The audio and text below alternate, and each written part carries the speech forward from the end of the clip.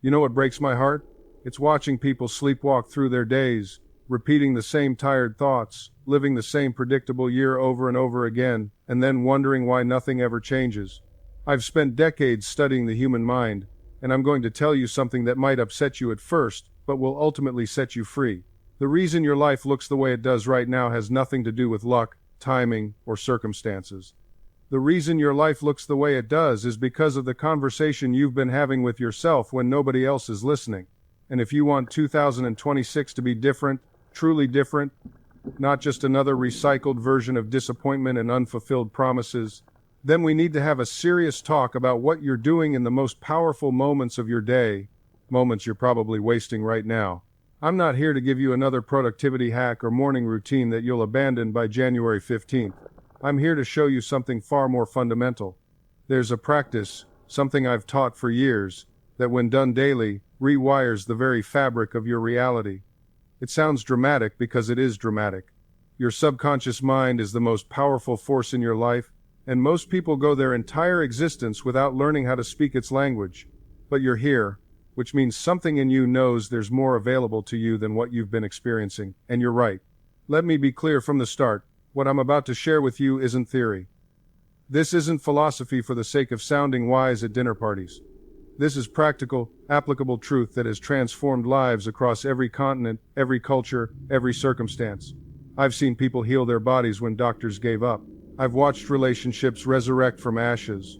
I've witnessed financial miracles that defied every logical explanation.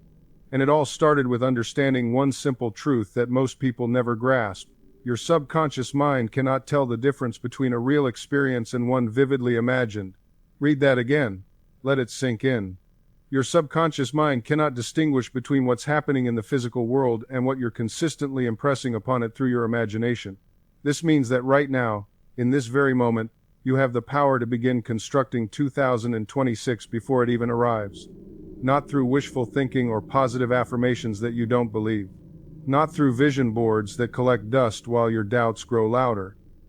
But through a specific, deliberate daily practice that literally alters your neurological patterns, shifts your vibrational frequency, and begins attracting corresponding circumstances into your reality. I know this sounds too good to be true. That's what your conscious mind, your rational mind, your doubting mind wants to say. But your subconscious mind, the part of you that's listening beneath the skepticism, recognizes truth when it hears it. So here's what we're going to do together. I'm going to walk you through exactly what this daily practice looks like. I'm going to share stories of real transformation so you can see what becomes possible. I'm going to break down the precise techniques that activate your subconscious mind.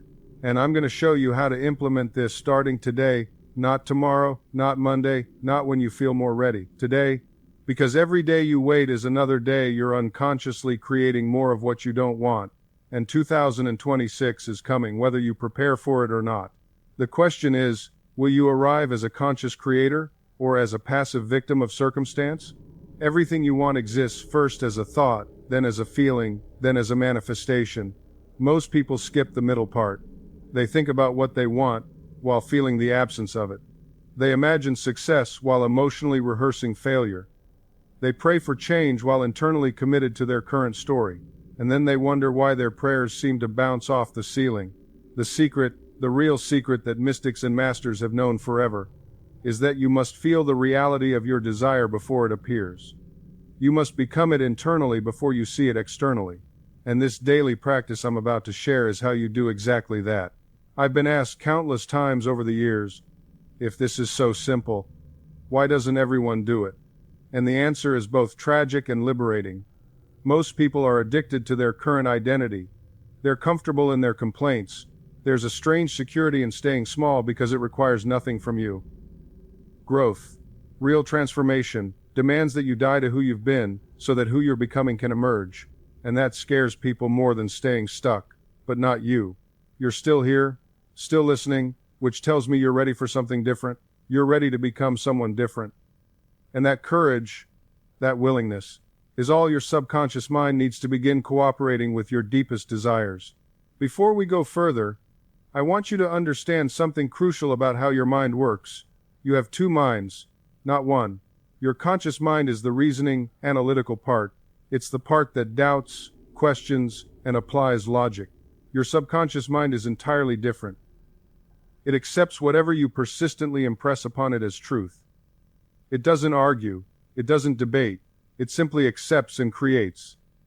Right now, your subconscious is creating your life based on the dominant thoughts and feelings you've been feeding it for years. If you don't like your life, you must change what you're feeding your subconscious. It's that simple and that challenging. Simple because the mechanics are straightforward.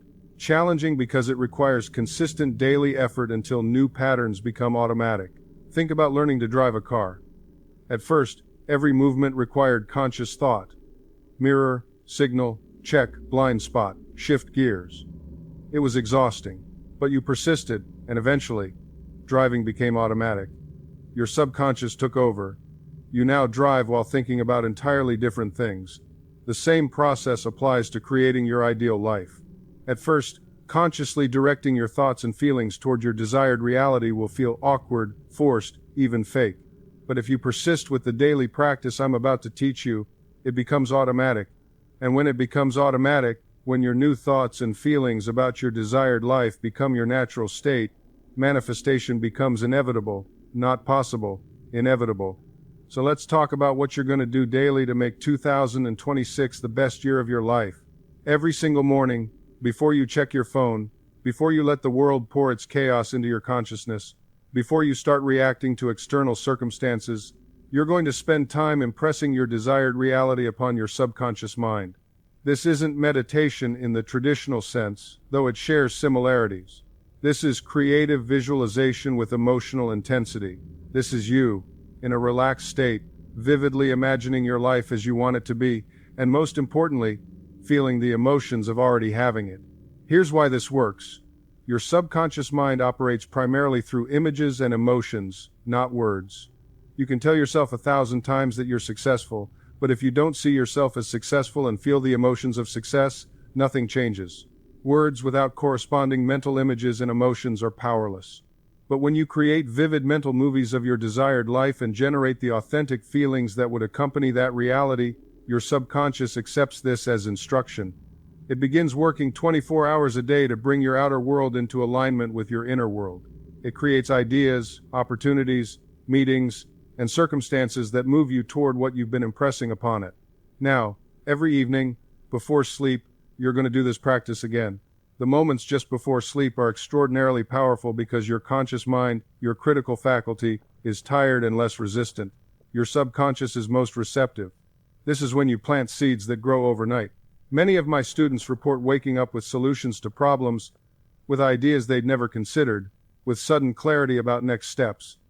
This isn't coincidence. This is your subconscious mind processing your impressed desires and delivering guidance. But you must be consistent. One day here and there produces nothing. Daily practice, morning and evening, creates momentum that becomes unstoppable. Between your morning and evening practice, you're going to do something equally important. You're going to guard your mind throughout the day. Every time you catch yourself thinking thoughts that contradict your desired reality, you're going to stop, recognize it, and consciously redirect your thinking. If you want financial abundance but you're constantly thinking about bills and lack, you're impressing poverty on your subconscious. If you want a loving relationship but you're constantly rehashing past hurts and imagining future betrayals, you're creating more loneliness. Your job is to become aware of your habitual thought patterns and interrupt them. This takes vigilance at first. But again, it becomes easier with practice until eventually, thinking thoughts aligned with your desires becomes natural. I want to share something with you that might challenge your current beliefs, but stay with me. There's no power outside of you that's either helping or blocking your success. God, the universe, infinite intelligence, whatever term resonates with you, this power isn't a separate entity judging your worthiness. This power is the very essence of who you are. It's operating through your consciousness. You're not trying to get something from somewhere else. You're allowing what already exists within you to express through you. When you understand this, everything changes. You stop begging and start claiming. You stop hoping and start knowing. You realize that the kingdom of heaven, the realm of infinite possibility, is within you, just as the ancient texts declared. This is why I say you can make 2026 the best year of your life starting today. You're not waiting for conditions to change. You're not dependent on other people's decisions. You're not at the mercy of the economy, politics, or any external circumstance. You have direct access to the creative power of the universe through your own consciousness. And when you learn to use this power deliberately, through daily practice, your entire life transforms. Not someday, not eventually. It begins transforming immediately, because you begin transforming immediately. You become a different person from the inside out, and different people create different results. Let me tell you about a woman I worked with years ago. Let's call her Margaret. She came to me absolutely broken. Her marriage had ended, her finances were in ruins, her health was declining, and she felt completely hopeless. She had every logical reason to believe her best years were behind her. But she was willing to try what I taught her, even though she didn't fully believe it would work. Every morning and every evening, she practiced what I'm teaching you now. She imagined herself healthy, joyful, financially secure, and surrounded by love. She felt these realities as already accomplished. She persisted even when nothing seemed to be changing externally. Within 3 months, everything shifted. A job opportunity appeared that was perfect for her skills and paid more than she'd ever earned. Her health improved dramatically without medical intervention. She developed new friendships that enriched her life, and eventually, she met someone who became a wonderful partner. But here's what she told me that I'll never forget. She said, "Joseph, the external changes were wonderful, but the real miracle was who I became during those 3 months. I discovered a strength and peace I didn't know I possessed. I realized I had been my own prison and my own jailer. Setting myself free was the greatest gift I ever gave myself." Do you see? The practice itself transforms you. The external manifestations are almost secondary to the internal transformation. You become someone who naturally attracts better circumstances because you've changed your dominant vibration. You've changed your self-concept. You've changed the story you tell yourself about who you are and what's possible for you. And this new story, impressed daily upon your subconscious mind with emotional conviction, becomes your new reality, not through magic, through law, through the precise, predictable operation of mental and spiritual principles that have existed forever. So what specifically do you imagine during your daily practice? This is where it gets personal.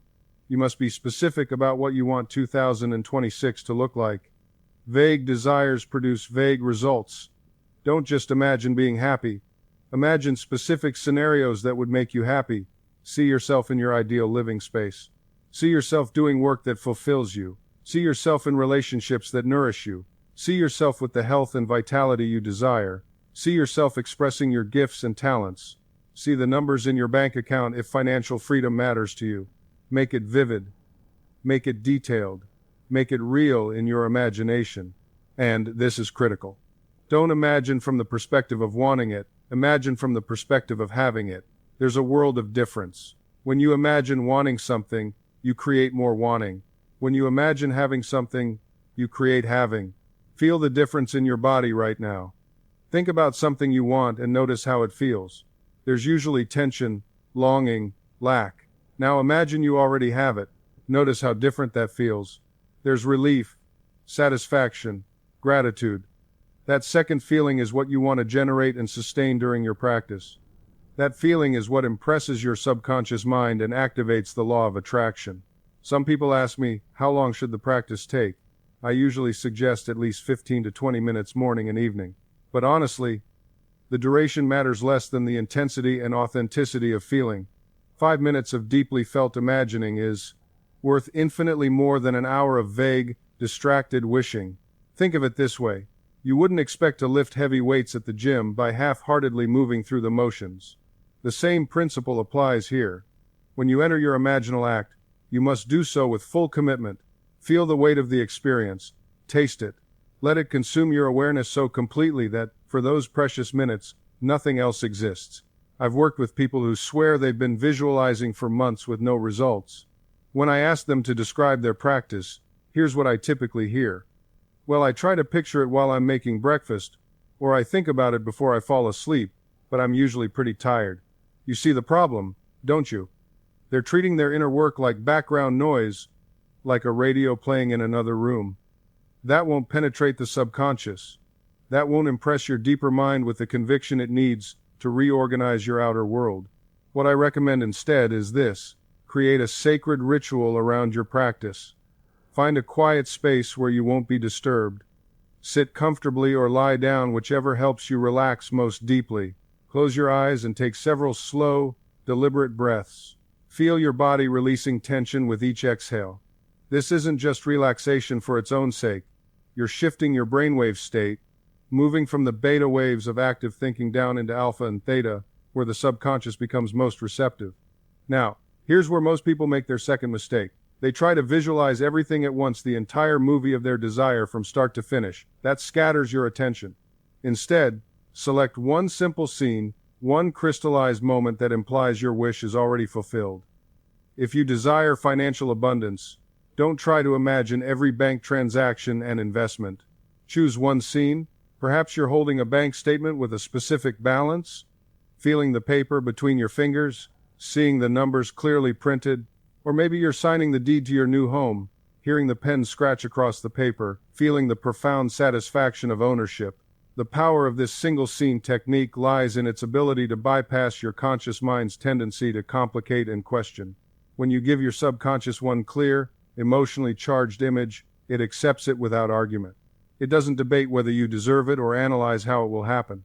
It simply begins reorganizing your reality to match the impression you've made upon it. I've witnessed remarkable transformations through this principle. A woman came to me years ago, desperate for healing. She had been told her condition was incurable. Instead of imagining doctor visits, treatments, and gradual improvement, I instructed her to create one scene. Seeing her doctor's face light up with surprise as he examined her test results, hearing him say with genuine amazement, "I don't understand it, but you're completely healthy."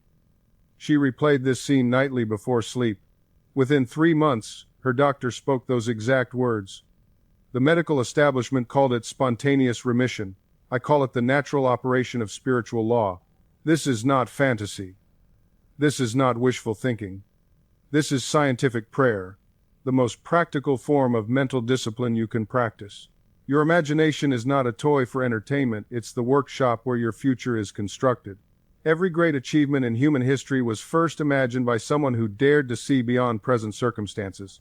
Consider the Wright brothers, who imagined human flight when everyone else saw only impossibility. Consider Edison, who imagined practical electric light when the world relied on gas lamps. These weren't lucky dreamers. They were individuals who understood that persistent imagination, held with feeling and conviction, must eventually manifest in physical reality. Now, here's what most people get wrong about this process. They imagine their scene once or twice, then immediately return their attention to their current unwanted circumstances. This is like planting a seed, then digging it up every day to see if it's growing. The subconscious mind requires consistency and persistence. It needs the same impression repeated over and over until it becomes the dominant pattern. Think of it like learning a new language. You don't listen to one lesson and expect to be fluent. You immerse yourself daily until the new language becomes natural, automatic. This is why I always emphasize night, before sleep, is the most powerful time for this practice. As you're drifting off, your conscious mind, that critical, analytical part of you, begins to relax its grip. The doorway to the subconscious swings wide open. In this drowsy, peaceful state, you can slip your desired impression past the mental guards that usually reject anything contradicting your current reality. But here's the key. You must fall asleep in the feeling of your wish fulfilled.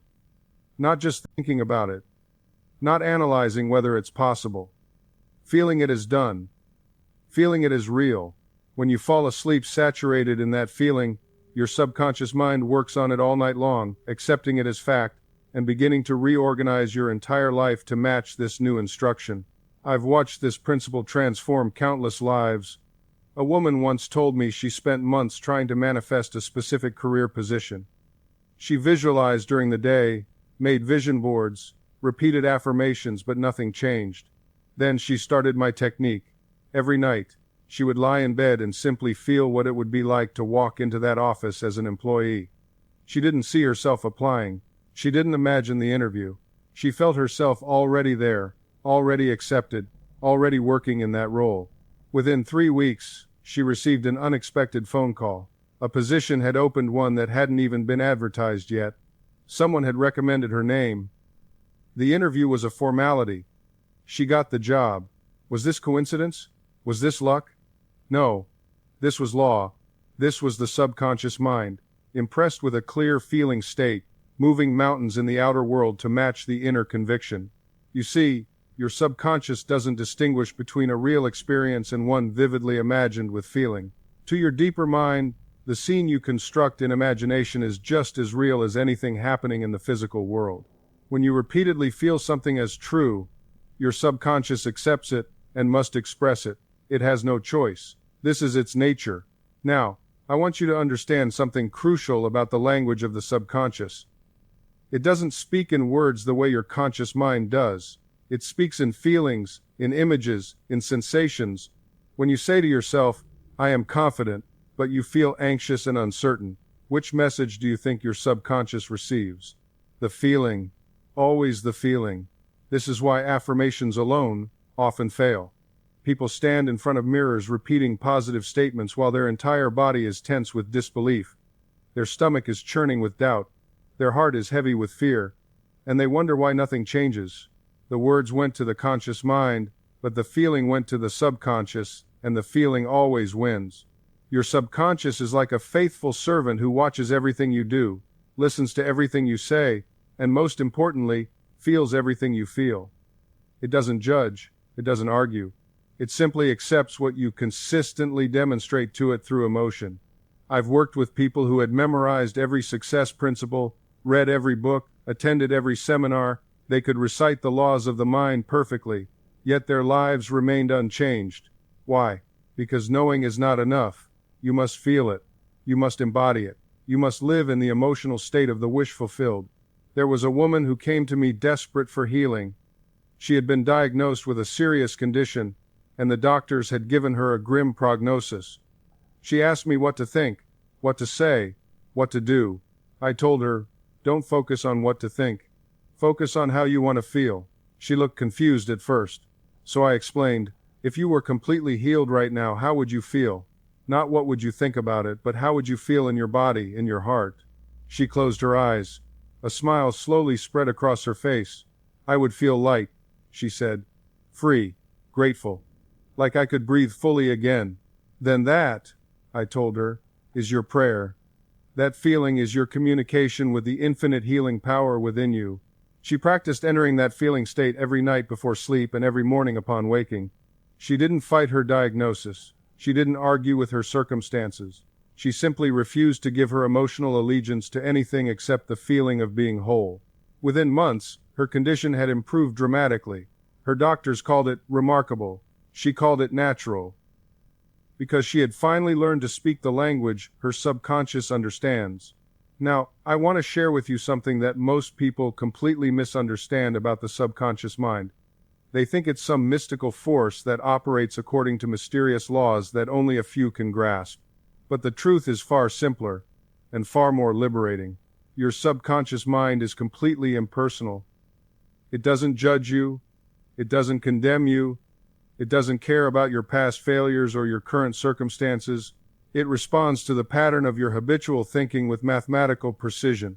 Give it fear, and it produces fearful circumstances. Give it confidence, and it produces successful outcomes. Think of it this way. The soil doesn't care what you plant in it. Plant thorns, and thorns will grow. Plant roses, and roses will grow.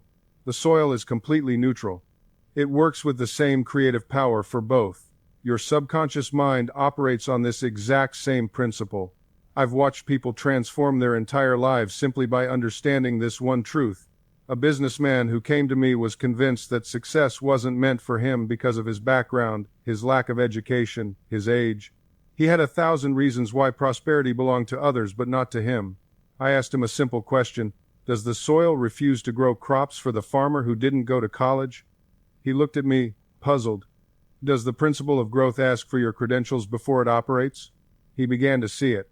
The laws of mind don't discriminate. They don't require you to be worthy.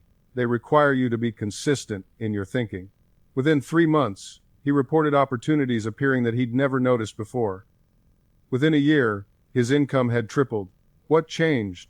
Not the world around him. Not his age, not his education, not his circumstances. What changed was the nature of the seeds he was planting in the garden of his subconscious mind. You see, most people are gardeners who plant weeds all day long and then wonder why they don't harvest roses. They spend their mental energy imagining worst-case scenarios, rehearsing conversations where they're rejected, picturing themselves failing, and then they're shocked when their outer world reflects this inner chaos. But here's what they don't understand. Your subconscious mind doesn't judge the seeds you plant. It doesn't say, "Oh, this thought is destructive, so I'll ignore it." No, it accepts everything. It's completely impartial. It will just as faithfully manifest your fears as it will your dreams. This is why worry is such a devastating habit. It's literally prayer for what you don't want. I remember a woman who came to me years ago, convinced she would lose her job. She hadn't been fired. There had been no warnings.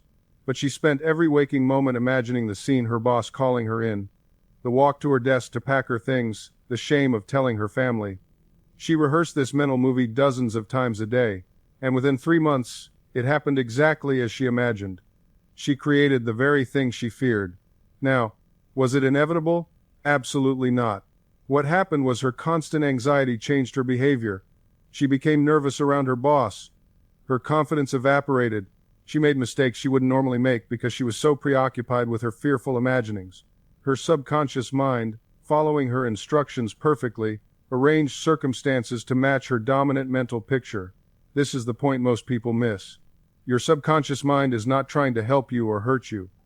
It's not on your side or against you. It's simply a mechanism, like the soil. Plant tomatoes, get tomatoes. Plant poison ivy, get poison ivy. It doesn't care which you choose. It just grows whatever you consistently plant. So right now, in this moment, what are you planting? When you think about your finances, are you imagining abundance or scarcity? When you think about your health, are you picturing vitality or decline? When you think about relationships, are you expecting love or rejection? Because I promise you, whatever you're consistently imagining with feeling is what your subconscious is working day and night to produce. Your subconscious doesn't care if the images you're feeding it are positive or negative. It simply accepts them as instructions. It's like a faithful servant who never questions the orders it receives. If you hand it blueprints for failure, it will build you failure. If you hand it blueprints for success, it will build you success with the same dedication. I've watched people sabotage their own healing with negative mental imagery. They go to the doctor, they take the medicine, but in their mind's eye, they see themselves getting worse. They imagine the worst-case scenario. They rehearse their funeral in their thoughts, and then they wonder why their body doesn't respond to treatment. The body responds to mental images combined with feeling. When you vividly imagine yourself healthy, when you feel the feeling of wellness in your body, you're sending a clear directive to your subconscious mind. Your subconscious then works through your autonomic nervous system, through cellular processes you don't even understand consciously, to manifest that state of health. Let me share something that still amazes me after all these years. I knew a woman who had been told by multiple doctors that she would never walk again. The medical diagnosis was final.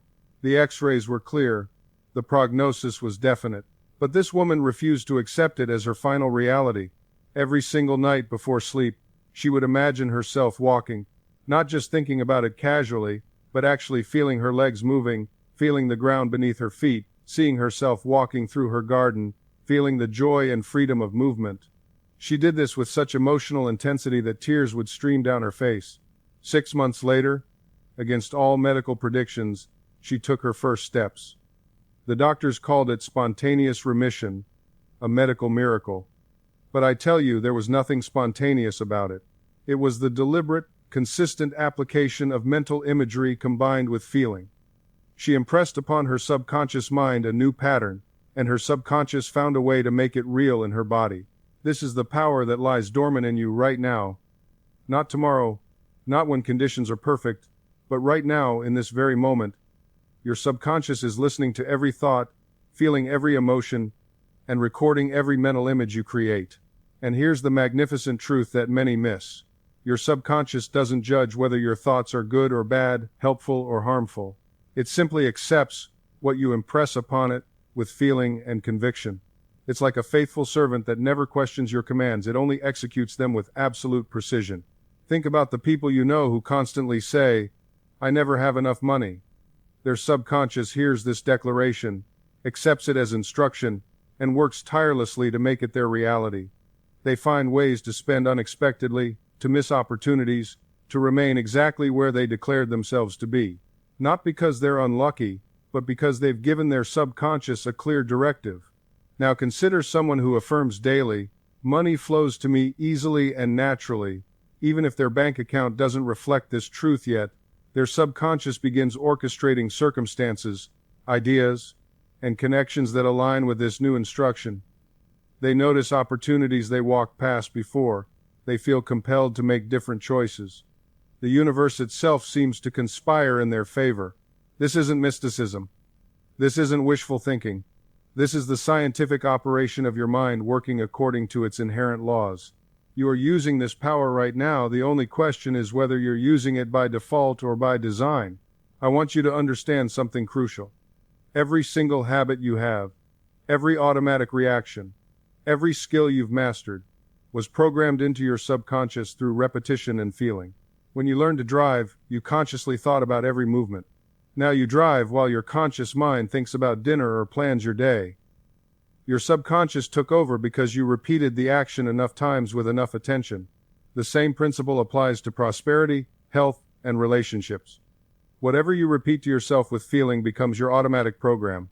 The person who repeatedly imagines success in their career will find their subconscious mind creating strategies, boosting confidence, and drawing opportunities toward them. The person who repeatedly imagines failure creates that with equal precision. Here's where it gets truly exciting. Your past does not determine your future unless you allow it to. I've seen people rise from absolute poverty to magnificent abundance. I've witnessed individuals trapped in decades of limitations suddenly break free into lives of prosperity and joy. What changed? Not their circumstances first, their mental diet changed first. They stopped feeding their subconscious mind the poison of limitation and started nourishing it with the truth of infinite possibility. Think of it this way. Your subconscious mind is like a garden. Every thought you think is a seed you plant. Every word you speak to yourself is water and sunlight or poison and shadow. You can't plant thorns and expect to harvest roses. You can't water seeds of failure and expect a crop of success. Most people never make this connection. They wonder why their lives don't change while they spend every waking hour reinforcing the very conditions they want to escape. They say they want wealth while thinking thoughts of poverty. They say they want health while imagining disease. They say they want love while believing they're unworthy. And here's what they don't understand. The subconscious mind doesn't care about your wishes. It doesn't respond to your hopes. It only responds to your beliefs. It only accepts what you accept as true. If you accept poverty as true, your subconscious will create poverty. If you accept sickness as true, it will create sickness. If you accept limitation as true, it will build walls around you that feel absolutely real. But the moment you change what you accept, the moment you begin to accept abundance, health, success, love not as distant possibilities but as present realities, everything shifts. I watched this happen with a woman who came to one of my lectures years ago. She was drowning in debt. Bill collectors calling day and night. She couldn't sleep. She couldn't eat. Every thought was consumed with worry. I told her what I'm telling you now. Stop identifying with the debt. Stop claiming it as yours. Stop saying my debt and my problems and my terrible situation. Those words are chains. She looked at me like I was mad. She said, "But Dr. Murphy, the debt is real. The bills are real. How can I deny what's true?" I said, "I'm not asking you to deny facts. I'm asking you to deny them power over your future. I'm asking you to stop energizing them with your attention and emotion. I'm asking you to withdraw your mental investment from poverty and reinvest it in prosperity." She started that very night. Before sleep, instead of rehearsing her financial troubles, she began to feel what it would be like to be debt-free, to open her bank statement and see abundance, to pay her bills with ease and joy. She didn't lie to herself. She didn't pretend the bills didn't exist. But she stopped giving them the throne room of her consciousness. She made a simple decision. Every time a thought of lack tried to enter, she would say internally, "I am supplied by the infinite." Just that. No drama, no fighting, just a quiet, steady replacement. And here's what happened.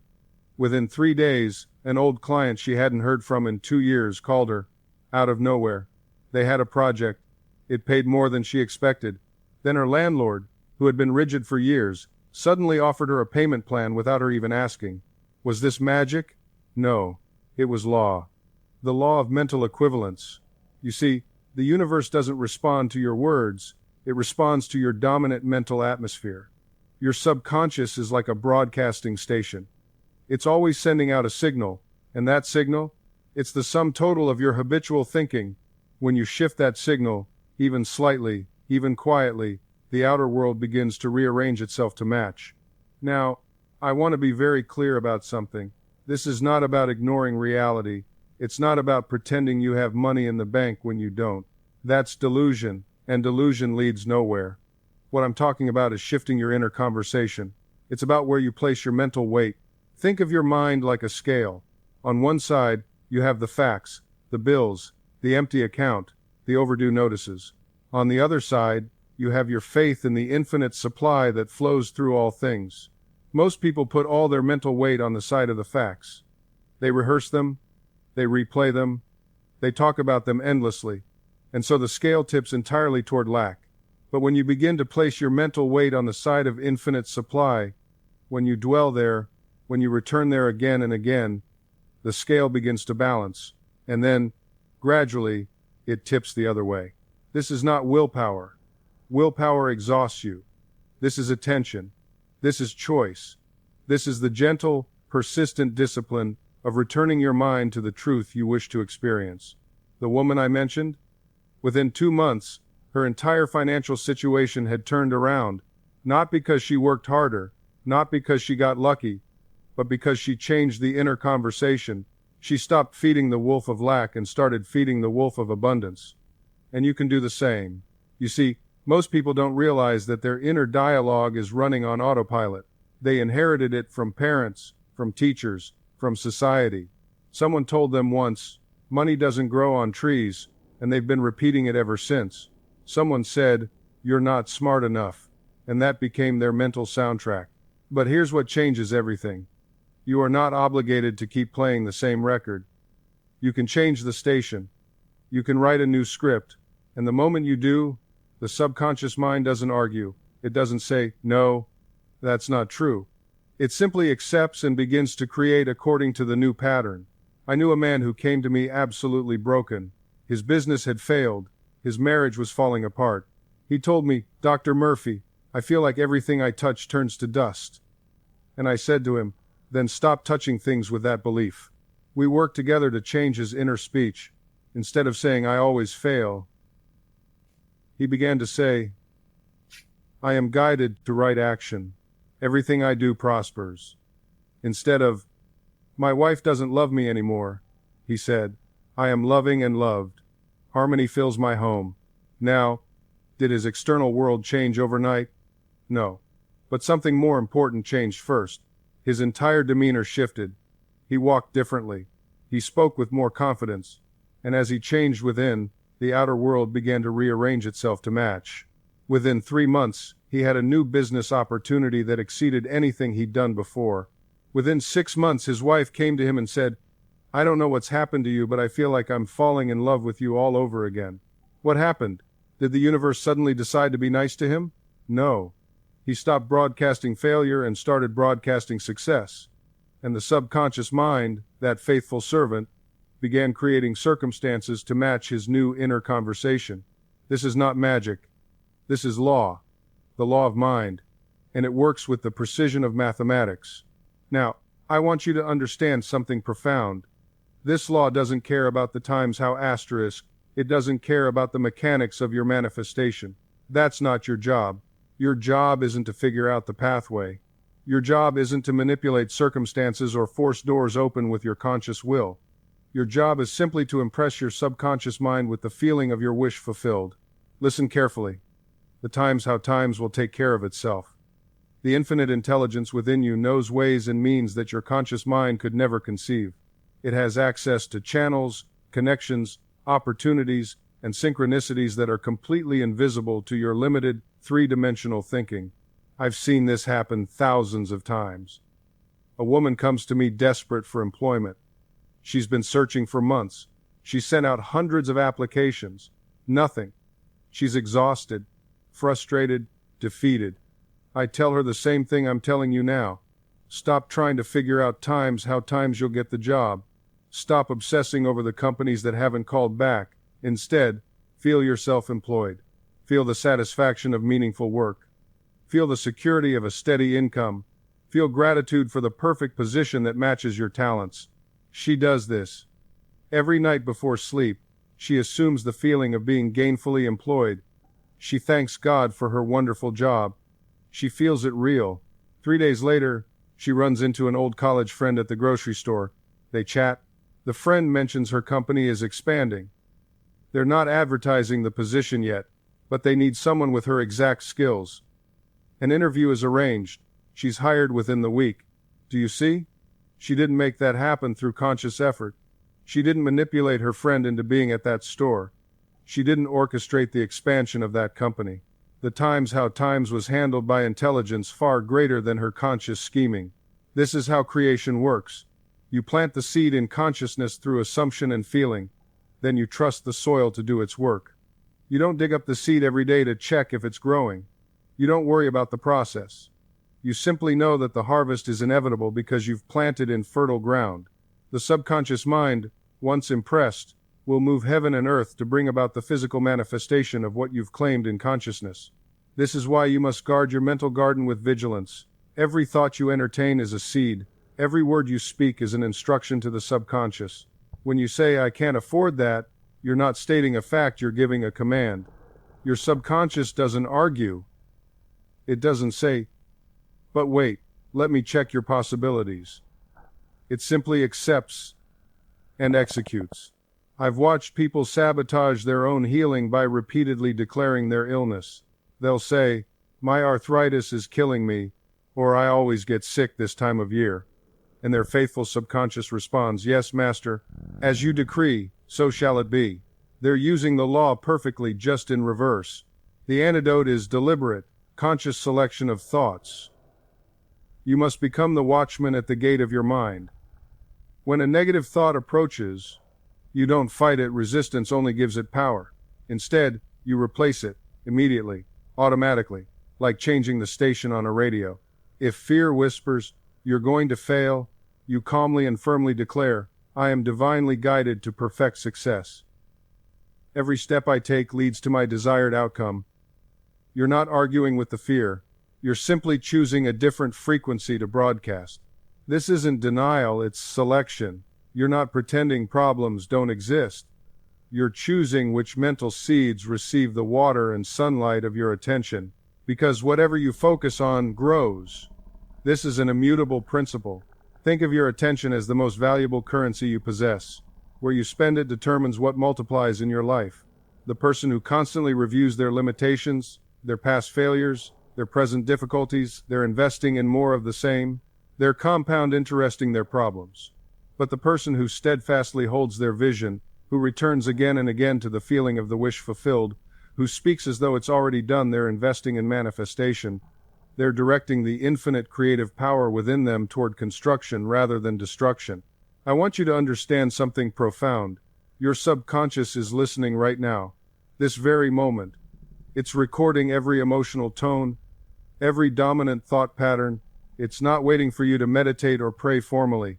It's always on, always receptive, always creating your tomorrow from your today. So what are you telling it? What instructions are you broadcasting? Are you affirming limitation or possibility, lack or abundance, sickness or health? Your words are the architects of your reality.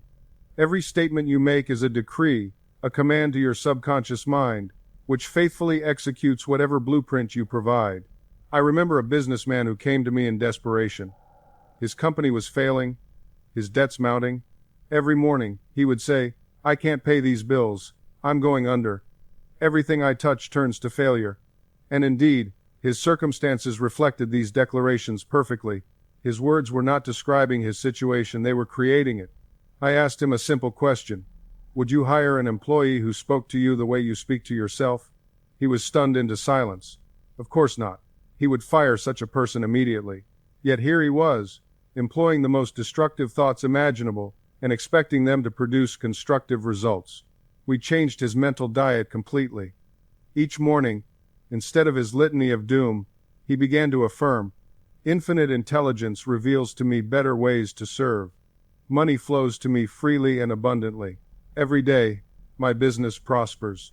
Did his bills disappear overnight? No. But something more profound happened. Within 2 weeks, ideas began flooding his consciousness. Solutions he hadn't seen before became obvious.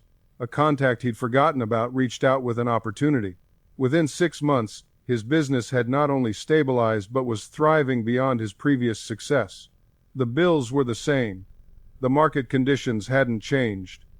What transformed was the creative power he was channeling through his words and thoughts. You see, your subconscious mind doesn't judge your statements as true or false, wise or foolish. It simply accepts them as instructions and goes to work making them manifest. When you say, "I can't afford this," your subconscious doesn't argue. It says, "Yes, master," and ensures you remain in a state of lack. When you say, "I am prosperous and successful," it accepts that too, and begins rearranging your inner and outer world to match that declaration. This is why I tell people, guard your words as you would guard your most precious treasure. Because your words are your most precious treasure. They are the tools with which you sculpt your destiny. Now let me share with you a profound truth that many overlook. Your subconscious mind is recording everything. Every conversation you have, every internal dialogue, every casual remark, it's all being absorbed and accepted as instruction. Your subconscious doesn't take coffee breaks. It doesn't sleep. It's always listening, always working, always creating according to the patterns you've established. Think about this for a moment. When you say, "I can't afford it," your subconscious hears that as a command. It begins to arrange circumstances that match that statement. When you say, "I never get a break," you're essentially ordering your subconscious to ensure that pattern continues. You're not just describing your reality, you're prescribing it. I've watched people sabotage themselves for years with 3 simple words. "I'm so tired." They say it morning, noon, and night.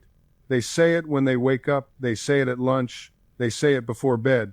And what happens? Their subconscious mind, ever faithful, ever obedient, produces chronic fatigue. The body responds to the constant suggestion. They've literally talked themselves into exhaustion. But here's where it gets truly fascinating. The moment these same people change their vocabulary, when they start saying, "I feel energized," or "my energy is increasing," their physical experience begins to shift. Not because of magic, but because they've stopped contradicting their own desires. They've stopped working against themselves. Your words create a momentum in your life. Speak lack long enough, and lack becomes your constant companion. Speak limitation long enough, and walls appear everywhere you turn. But speak abundance, speak possibility, speak faith, and watch how quickly the landscape of your life transforms. I'm not asking you to deny reality, I'm asking you to stop reinforcing the reality you don't want. There was a woman who came to one of my lectures years ago. She told me she had been saying, "I'm worried sick" about her finances for months. And indeed, she had developed actual physical illness, stomach problems, headaches, sleeplessness. I asked her a simple question. What if you worried well instead of worried sick? What if you simply stopped using that phrase?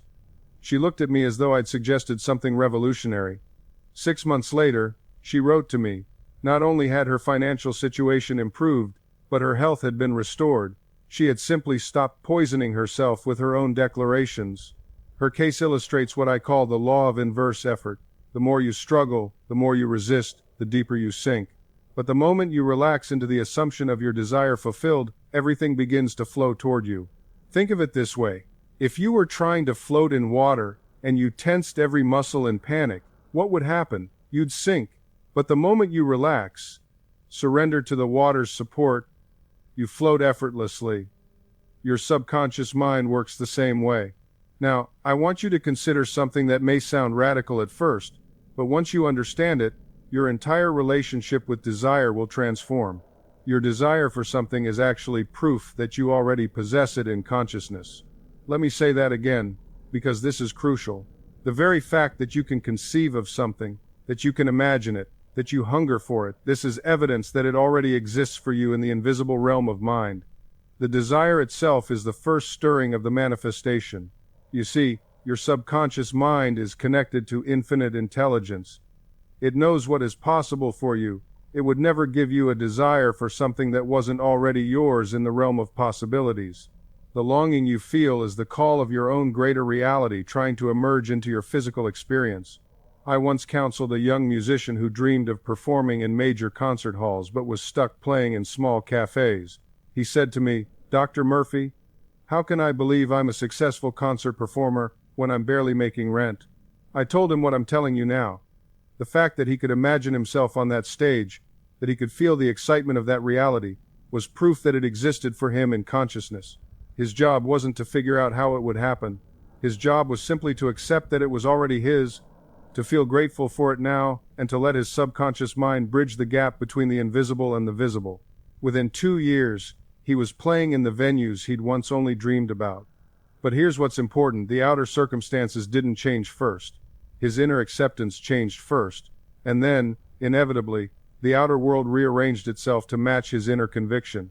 This is the secret that mystifies so many people. They wait for conditions to change before they'll accept their good. But that's backwards. You must accept your good first, in consciousness, and then the conditions will change to reflect that acceptance. This is one of the great secrets that people miss. They're trying to change the outside to feel better on the inside. But it works the opposite way. You change the inside, your consciousness, your dominant mental attitude, and the outside rearranges itself to match. I've seen this demonstrated thousands of times. A woman comes to me and says, "I'll be happy when I meet the right person." But her consciousness is radiating loneliness, lack, and desperation. And what does she attract? More experiences that confirm those feelings.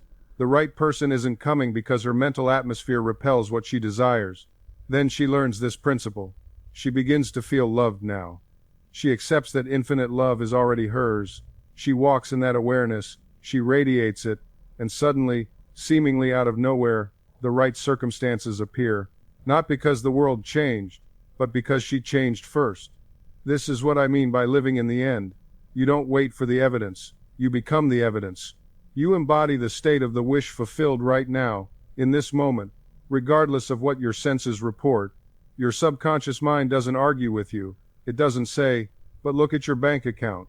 It doesn't say, "But you're still sick." It accepts the dominant impression you give it. If you persistently feel wealthy, if you consistently assume health, if you continuously accept success, your subconscious accepts that as instruction and begins to manifest conditions that correspond. But most people give mixed instructions. They affirm abundance in the morning and worry about bills in the afternoon. They visualize health and then spend the evening discussing their symptoms. They declare success and then entertain thoughts of failure. The subconscious receives contradictory orders and produces contradictory results. You must be consistent. You must be faithful to the new assumption. When the old thoughts come, and they will come, you gently redirect. You return to the state of the wish fulfilled. You dwell there. You make it your mental home. This isn't about denying facts. This is about choosing which facts you will energize with your attention and feeling. Yes, the bill exists, but so does infinite supply. Which truth will you give your faith to? Yes, the symptom appears, but so does perfect health.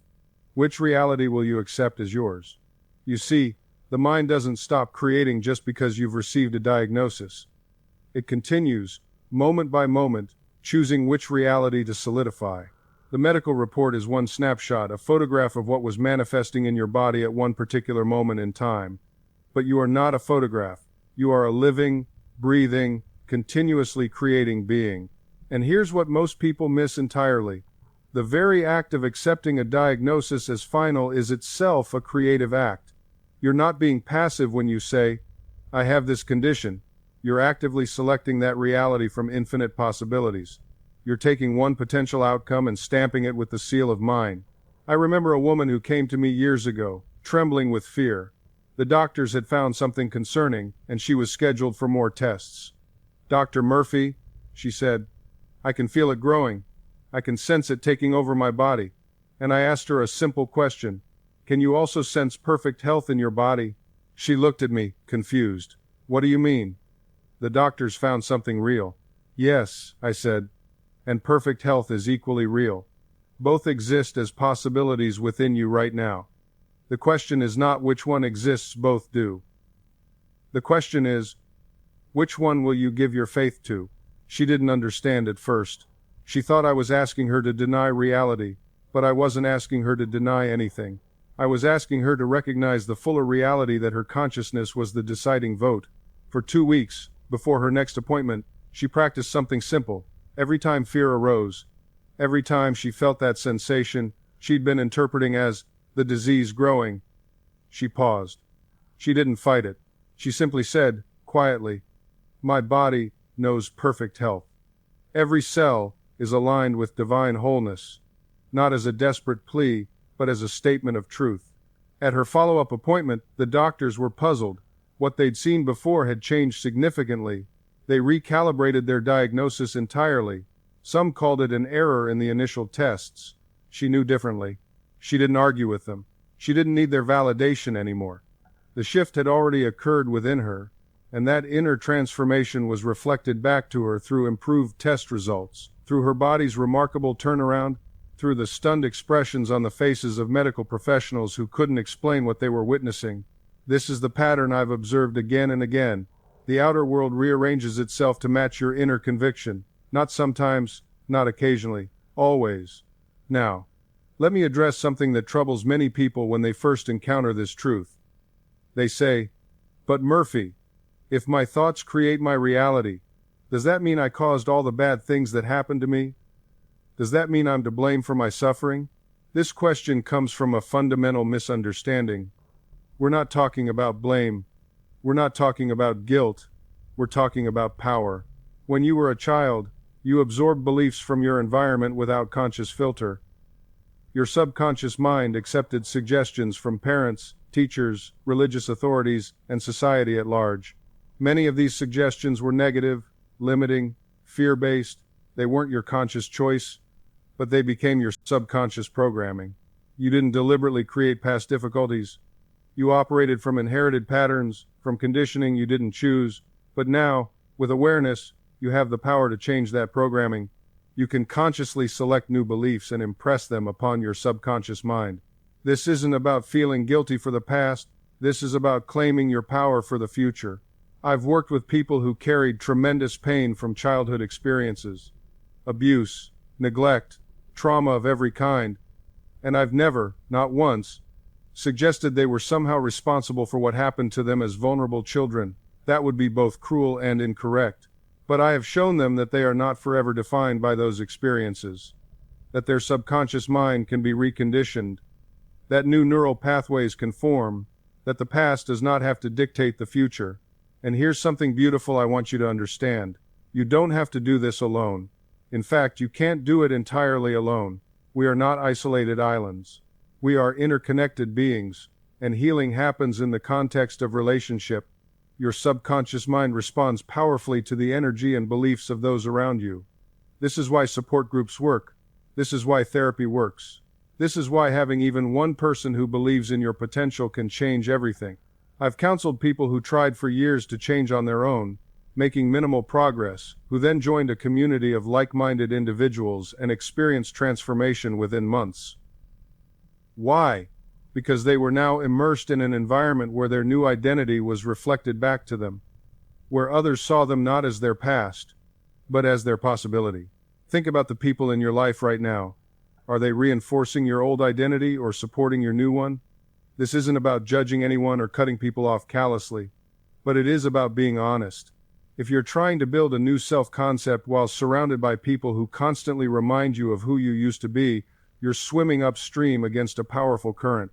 Sometimes the most loving thing you can do for yourself is to create distance from relationships that keep you locked in old patterns. And sometimes the most courageous thing you can do is to communicate your journey to others and invite them to see you differently. I remember a woman who told her family, "I'm working on changing some things about myself. I'm not the anxious, fearful person you've known. I'm discovering that I'm actually quite capable and strong. It would mean the world to me if you could support this by not making jokes about my anxiety or treating me like I'm fragile." Some of her family members understood, others didn't, but she drew a boundary and protected her emerging identity. That's wisdom. That's self-respect. That's understanding how the subconscious mind works and creating the conditions for it to thrive. You might also seek out new communities that align with who you're becoming. If you're developing a new self-concept as a creative person, spend time with creators. If you're seeing yourself as healthy and vital, join a fitness community. If you're embracing abundance, surround yourself with people who have a healthy relationship with prosperity. Your environment isn't just about the people around you, it's also about what you feed your mind daily. The books you read, the content you consume, the conversations you engage in, all of these shape the soil in which your new self-concept grows. I've seen people transform their entire reality simply by changing their mental diet. A woman once told me she was struggling with feelings of unworthiness and lack. When I asked her what she was consuming mentally, she admitted she spent hours each day reading news that frightened her, listening to people complain, watching programs that depicted struggle and suffering. Your subconscious doesn't know the difference between what you experience directly and what you vividly imagine or repeatedly expose yourself to, I explained to her. You're planting seeds of fear and lack every single day, then wondering why your garden isn't producing abundance. She made a radical shift. She began reading uplifting literature. She listened to recordings that reinforced her desired self-concept. She engaged with content that depicted the reality she wanted to experience. Within months, her entire life had transformed not because the world changed, but because she changed the impressions she was allowing into her subconscious mind. You must become a guardian of your mental diet. Just as you wouldn't eat spoiled food and expect physical health, you cannot consume mental poison and expect emotional and spiritual well-being. This doesn't mean ignoring reality or living in denial. It means being intentional about what you allow to shape your consciousness. It means recognizing that you have a choice in what impressions you accept and what you reject. Ask yourself, does this support the self-concept I'm building? Does this reinforce the reality I'm claiming? If not, why am I giving it access to my mind? Your new self-concept needs protection during its formative stages. Like a seedling that can be crushed by a careless footstep, your emerging identity is vulnerable in the beginning. Guard it carefully. Nourish it with the right mental food. Surround it with supportive energy. As your new self-concept becomes more established, it will become increasingly resilient. Eventually, it will be so firmly rooted that external circumstances won't shake it. But until then, be protective, be selective, be intentional, because what you're building right now is too important to leave to chance. Every single day that you spend in intentional solitude is a day invested in your future self. It's compound interest for your consciousness. The clarity you gain today will inform the decisions you make tomorrow. The emotional stability you cultivate this week will protect you during next month's storm. The identity you're forging in private will determine the life you live in public. This isn't about becoming a hermit. This isn't about rejecting connection or love or community. This is about understanding that before you can truly give yourself to anything or anyone, you must first possess yourself fully. Think about it this way. You can't pour from an empty cup. But here's what most people miss: you also can't pour clearly times from a polluted cup. And right now, after everything you've been through, your cup needs more than just filling. It needs cleansing. It needs purification. It needs time to settle so the sediment can sink to the bottom and you can see through to what's real. That's what this season is for. I've watched too many people rush out of their healing season prematurely, convinced they're ready because they're no longer crying every day or because they can finally sleep through the night. They mistake the absence of acute pain for the presence of genuine healing. And then they're shocked when they fall into the exact same patterns with a different person, when they make the same compromises, when they lose themselves all over again in someone else's vision of who they should be. Don't make that mistake. Stay until the work is finished. Stay until you've not only stopped bleeding, but until you've also grown new skin. Stay until the memories no longer dictate your present moment responses. Stay until you've learned the lessons so deeply that you couldn't repeat the old patterns even if you tried. Because here's the truth about real transformation. It doesn't happen in the dramatic moments. It doesn't happen during the breakdown or the breakthrough. It happens in the quiet, unremarkable days when you choose yourself again, and again, and again. When no one's watching, when there's no validation coming, when it would be so much easier to distract yourself or numb out or jump into something new, that's where the real magic lives. In the monotony of choosing growth. In the discipline of sitting with yourself even when yourself isn't particularly pleasant company. In the courage to keep going when you can't yet see the results. Let me be transparent with you about something that most spiritual teachers won't say out loud. The visualization sessions where nothing happens are just as important as the ones where you feel electric with possibility. Maybe more important. Because those are the sessions that build your capacity to believe without immediate evidence. Those are the ones that train your subconscious to trust your commitment over your mood. I've had students abandon their practice after 2 weeks of perfect consistency because they didn't get the dramatic breakthrough they were expecting. And I've watched others continue for months through doubt and discomfort, and then one morning they wake up and realize their entire life has quietly rearranged itself around their new self-concept. The external circumstances shifted so gradually they barely noticed until suddenly everything was different. The subconscious doesn't operate on your timeline. It doesn't care about your quarterly goals or your New Year's resolutions. It works in its own mysterious rhythm, rearranging the infrastructure of your beliefs, dissolving old patterns, building new neural pathways. Sometimes the most profound transformations are happening in the periods when you feel like nothing is happening at all. Think about how a seed grows underground before it breaks the surface. For weeks, there's no visible evidence that anything is changing. Just dirt, just waiting, just the monotonous repetition of water and sun and time. And then one day, a green shoot appears. But that shoot isn't the beginning of the growth. It's just the first visible evidence of growth that's been happening all along in the darkness where you couldn't see it. Your visualizations are planting seeds in the fertile darkness of your subconscious. Your affirmations are watering them. Your persistence is the sunlight. And if you judge the entire process by what you can see on the surface right now, you'll abandon the garden right before the harvest.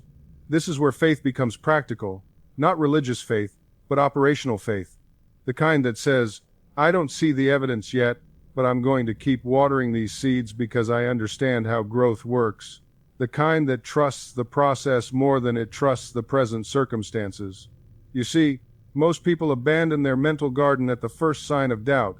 They plant these beautiful seeds of intention, they water them with feeling for a day or two, and then they wake up the next morning and look outside and say, well, nothing's changed. The bills are still here. The problems are still here.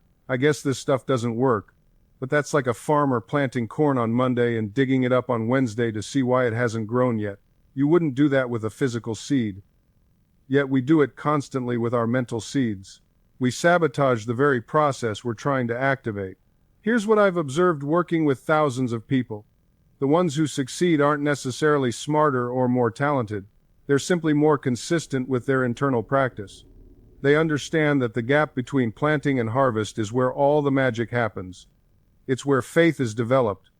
It's where character is built. It's where the invisible architecture of your new reality is being constructed. During that gap, your only job is to maintain the feeling, not to figure out the how, not to manipulate the circumstances, not to force doors open or convince people or scheme and strategize. Your job is simply to remain faithful to the vision and to continue generating the emotional frequency that corresponds with it. Think about tuning a radio. When you want to listen to a specific station, you don't argue with the radio, you don't try to force it, you simply turn the dial to the right frequency and stay there. If you keep switching frequencies, you'll never hear a complete song. You'll just get static and fragments. Your consciousness works the same way. When you hold steady to a particular feeling state, you're tuning yourself to a specific frequency of reality. And just like that radio, if you stay tuned long enough, the broadcast comes through clear as day. But if you keep switching one day feeling abundant, the next day feeling poor, one day feeling confident, the next day feeling inadequate, you never stay on any frequency long enough for it to materialize. This is why your emotional consistency matters more than the intensity of a single moment of feeling. You can have the most ecstatic, powerful visualization session imaginable. You can feel your desire so vividly that tears stream down your face. But if you walk away from that session and spend the next 3 days doubting, worrying, and contradicting that feeling, you've broken the circuit. You've switched frequencies. And your subconscious mind doesn't know which instruction to follow. Think of it this way. Imagine you're trying to grow a plant. You water it one day with great care and attention. You give it sunlight, nutrients, everything it needs. But the next day, you dig it up to check if it's growing. The third day, you move it to a different spot because you're not sure it was the right location. The fourth day, you overwater it out of anxiety. What happens to that plant? It never gets the stable conditions it needs to take root and flourish. Your desires are the same. They need a consistent emotional environment to take root in your subconscious and manifest in your life. This doesn't mean you have to feel perfect every moment of every day. That's not realistic. And I'm not asking you to pretend negative emotions don't exist. But it does mean that your dominant emotional state, the feeling you return to most often, the frequency you spend the majority of your time on, must align with what you wish to experience. Let me give you a practical example. Suppose you're working to manifest financial abundance, but you're currently experiencing lack. Every time you check your bank account, you feel anxiety. Every time a bill arrives, you feel dread. Every time you see someone else's success, you feel envy or inadequacy. These feelings are understandable, but they're all tuned to the frequency of lack. And here's what most people don't realize. The universe doesn't judge whether your thoughts are positive or negative. It simply responds to the frequency you're broadcasting. If you're constantly vibrating at the frequency of "I don't have enough," the universe says, "Your wish is my command," and sends you more experiences of not having enough. This is why affirmations alone often fail. You can stand in front of a mirror and say, "I am wealthy," 1,000 times. But if your inner feeling contradicts those words, if deep down you feel anxious about money, if you check your bank account with fear, if you avoid opening bills, then your dominant frequency is still tuned to lack. The feeling is the secret. The feeling is what broadcasts your signal into the universe. So how do you change your frequency? You start by becoming aware of your current vibration. Throughout your day, pause and ask yourself, what am I feeling right now about my finances, about my health, about my relationships? Don't judge what comes up. Just observe it with honest awareness. If you notice fear, don't try to suppress it. Acknowledge it. Say to yourself, "I notice I'm feeling afraid about money right now." That simple act of awareness begins to break the unconscious pattern. You can't change what you're not aware of. Then, and this is crucial, you deliberately shift your focus to what you want to feel. You ask yourself, how would I feel if my desire were already fulfilled? How would I walk through my day if I already had financial abundance? What would my energy be like?